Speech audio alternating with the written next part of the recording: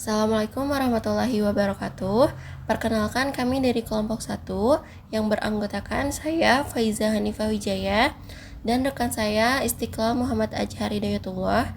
Di sini kami akan membahas mengenai materi eksponen dengan berbantuan software Microsoft Matematik. Yang pertama ada pengertian Microsoft Matematik. Microsoft Matematik adalah perangkat lunak sejenis kalkulator namun memiliki fitur yang lengkap dan memiliki kemampuan untuk menjabarkan secara detail langkah penyelesaian suatu persoalan dalam disiplin ilmu pasti. Aplikasi ini juga dikembangkan oleh Microsoft pada tahun 2010 lalu.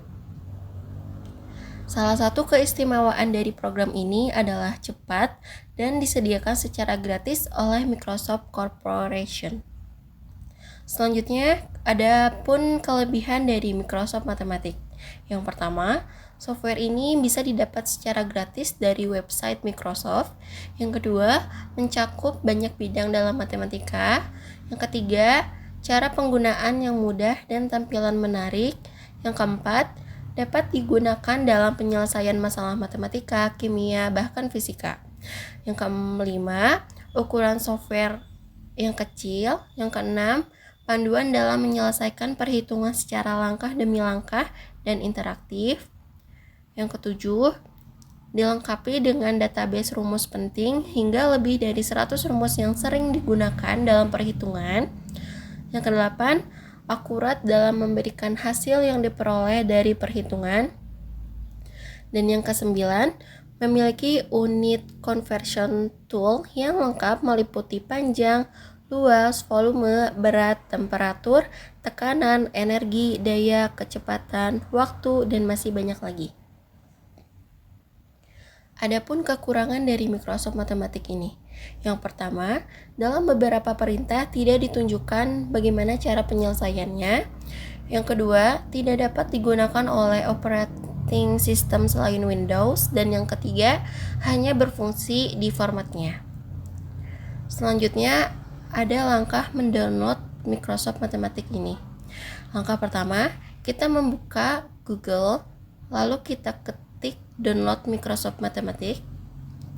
Selanjutnya, kita klik website Microsoft Matematik 64-bit seperti pada gambar. Selanjutnya, kita klik download now. Setelah itu akan muncul seperti ini. Kita bisa membubuhkan tanda centang di kalimat I accept the terms in the license agreement. Setelah itu, kita klik next. Setelah itu akan muncul seperti ini. Lalu kita klik install untuk memulai instalasi dan tunggu hingga proses instalasi selesai. Setelah itu kita klik finish. Setelah itu jika muncul permintaan instalasi DirectX, kita pilih kalimat I accept the agreement dan kita klik next. Setelah itu kita klik next kembali pada instalasi DirectX. Setelah terinstall, maka kita klik finish. Maka aplikasi sudah terdownload. Lalu kita klik close. Setelah itu ada pun fitur dan tools dalam Microsoft Matematik. Yang pertama ada tampilan Microsoft Matematik. Yang pertama itu ada calculator pad, worksheet tab, graphing tab, dan math tools. Kalkulator pad ini memuat pada angka dan kelompok tombol, kalkulus, statistik, trigonometri, linear, algebra, standar, dan favorit buttons. Yang kedua itu ada tabs worksheet atau tempat untuk melakukan perhitungan numerik. Tab ini juga memuat kotak input dan output. Yang ketiga itu ada tab graphing. Tab graphing ini digunakan untuk membuat grafik. Tab ini juga membuat kotak input untuk memasukkan persamaan fungsi, kumpulan data, persamaan parametrik, atau kotak samaan yang akan dibuat grafiknya. Selanjutnya, menggunakan kalkulator pada Microsoft Matematik. Tool utama dalam Microsoft Matematik ini merupakan fitur kalkulator saintifik dengan kemampuan menggambar grafik dan menyelesaikan persamaan. Tampilan kalkulator dapat diubah sesuai dengan selera dengan cara mengklik tab View. Setelah itu kita klik Skin sehingga akan muncul pilihan seperti Tekno, Dual, Hot Rod, Sketch, Tradisional, Big Button, atau juga Snow, atau seperti pada gambar di bawah ini. Baik, selanjutnya akan disampaikan oleh rekan saya Istiqlal. Selanjutnya, di sini akan menerangkan tentang eksponen atau bilangan berpangkat. Nah, sejarahnya bilangan eksponen pertama pada zaman kuno, yaitu seorang yang bernama Euclid, matematikawan Yunani ini yang sering disebut Bapak Geometri, sudah menggunakan konsep perkalian berulang dalam beberapa buktinya. Meskipun belum dalam bentuk notasi eksponen modern, ide dasar tentang pangkat sudah ada. Ahli matematika India, beberapa teks matematika India kuno juga menunjukkan pemahaman tentang konsep pangkat, meskipun notasi yang digunakan berbeda dengan yang kita kenal sekarang. Kedua, ada perkembangan di abad pertengahan. Ada yang bernama Michael Stiefel. Matematikawan Jerman ini dianggap salah satu orang pertama yang menggunakan notasi eksponen modern dalam bukunya Arithmetica Integra pada 1544. Ia memperkenalkan cara penulisan pangkat dengan angka kecil di atas bilangan pokok. Yang ketiga, ada zaman modern, yaitu René Descartes. Filsuf dan matematikawan Prancis ini menyempurnakan notasi eksponen yang diperkenalkan oleh Stiefel. Descartes juga berkontribusi besar dalam pengembangan aljabar modern, termasuk penggunaan variabel dan persamaan. Selanjutnya kepada pengertian bilangan berpangkat. Eksponen adalah bilangan berpangkat, yakni bilangan yang dikalikan dengan dirinya sendiri hingga beberapa tingkat. Misalnya, kita memilih faktor A yang dikalikan berulang sebanyak 3 kali, maka dapat ditulis A pangkat N sama dengan A kali A kali A kali titik-titik kali A sebanyak N kali. Angka 3 dituliskan di sebelah kanan atas A yang menunjukkan bahwa angka 3 ini merupakan pangkat dari A.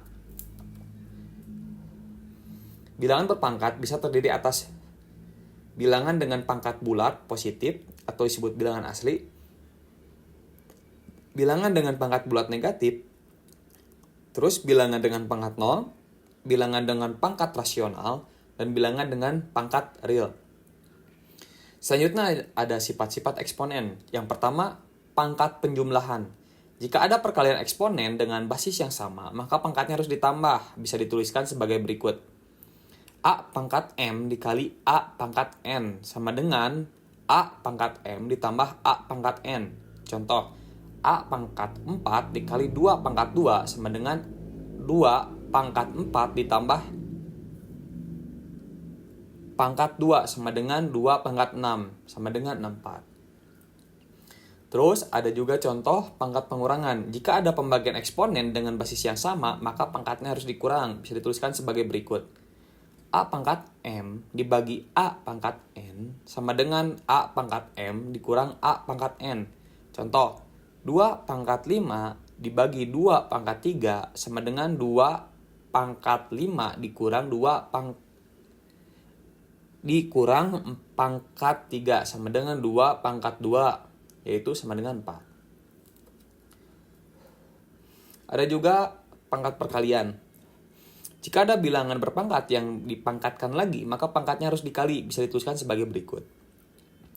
A pangkat M dikali pangkat N sama dengan A pangkat M dikali pangkat N. Contohnya, 2 pangkat 2 dipangkatkan lagi 3 sama dengan 2 pangkat 2 dikali pangkat 3 sama dengan 2 pangkat 6 sama dengan 64. Perkalian bilangan yang dipangkatkan. Jika ada perkalian bilangan yang dipangkatkan, maka masing-masing bilangan tersebut dipangkatkan juga. Bisa dituliskan sebagai berikut. A kali B pangkat M sama dengan A pangkat M dikali B pangkat M. Contohnya, 2 kali 3 pangkat 2 sama dengan 2 pangkat 2 dikali 3 pangkat 2 sama dengan 4 kali 9 sama dengan 36. Selanjutnya, Perpangkatan pada bilangan pecahan. Jika ada bilangan pecahan yang dipangkatkan, maka bilangan pembilang dan penyebutnya harus dipangkatkan semua. Dengan syarat B tidak sama dengan 0. Artinya penyebutnya tidak boleh sama dengan 0. Bisa dituliskan sebagai berikut. A per B pangkat M sama dengan A pangkat M dibagi B pangkat M. Untuk B tidak sama dengan 0. Contoh. 2 per 3 dipangkatkan 4 sama dengan 2 pangkat 4 per 3 pangkat 4 sama dengan 16 per 81. Terus ada juga pangkat negatif.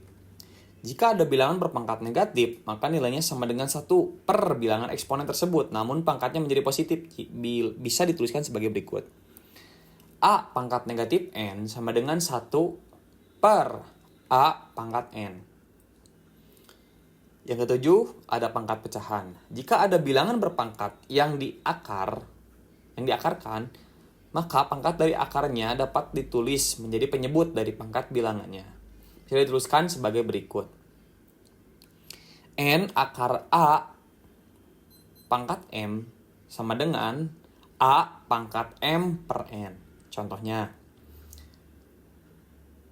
3 akar 2 pangkat 6 sama dengan 2 pangkat 6 per 3 sama dengan 2 pangkat 2 sama dengan 4. Yang terakhir ada pangkat 0. Jika ada bilangan yang berpangkat 0, maka hasilnya sama dengan 1. Berapapun nilai bilangan basisnya dengan syarat bilangan basisnya tidak sama dengan 0. Atau A tidak sama dengan 0. Bisa dituliskan sebagai berikut. A pangkat 0 sama dengan 1. Untuk A tidak sama dengan 0. Contoh. 2 pangkat 0 sama dengan 1.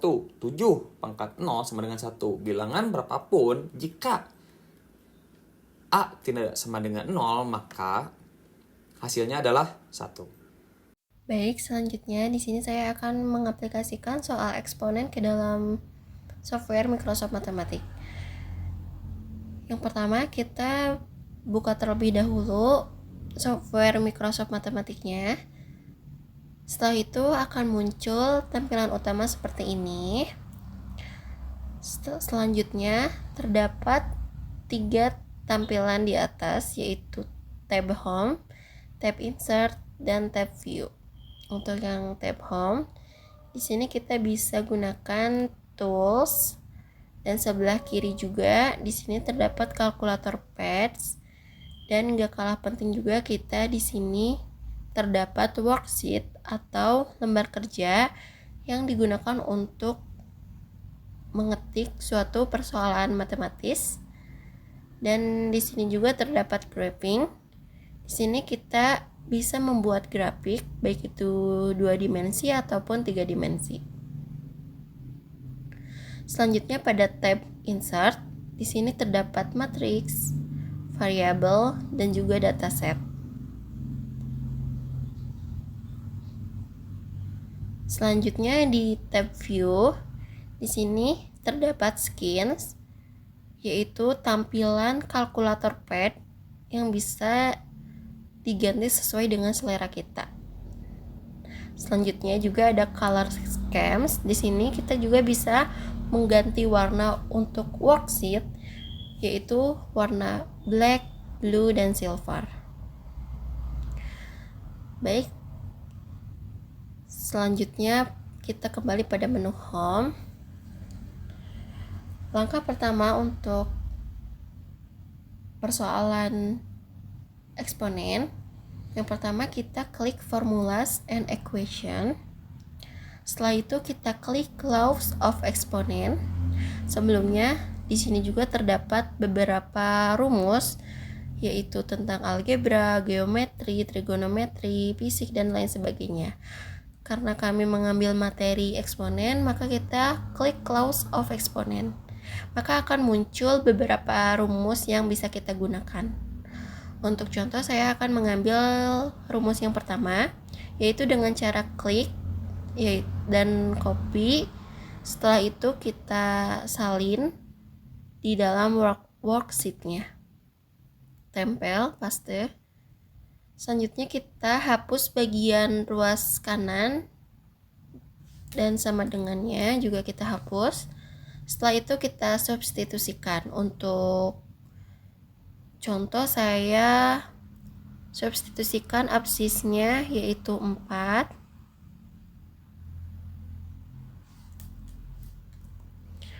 Dan pangkatnya saya ganti dengan 2.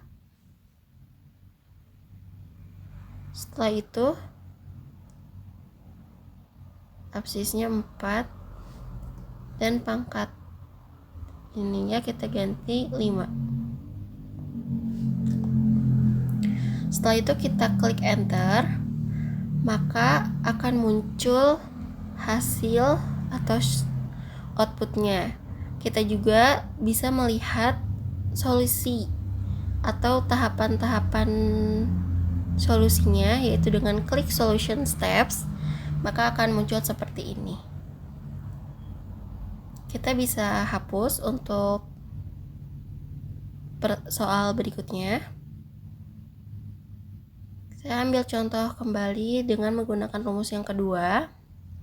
Kita klik kanan dan kita copy, lalu kita salin di dalam worksheetnya, tempel. Setelah itu kita hapus bagian ruas kanan dan sama dengan. Setelah itu kita substitusikan. Saya mengambil contoh X-nya ini adalah 5, pangkatnya itu 3. Y-nya di sini saya ganti dengan angka 3 dan pangkatnya kita sama, yaitu 3. Setelah itu kita klik enter, maka akan muncul outputnya atau hasilnya, yaitu 3375. Sekian presentasi yang dapat kami sampaikan. Mohon maaf apabila terdapat kesalahan ataupun kekurangan. Terima kasih atas perhatiannya. Wassalamualaikum warahmatullahi wabarakatuh.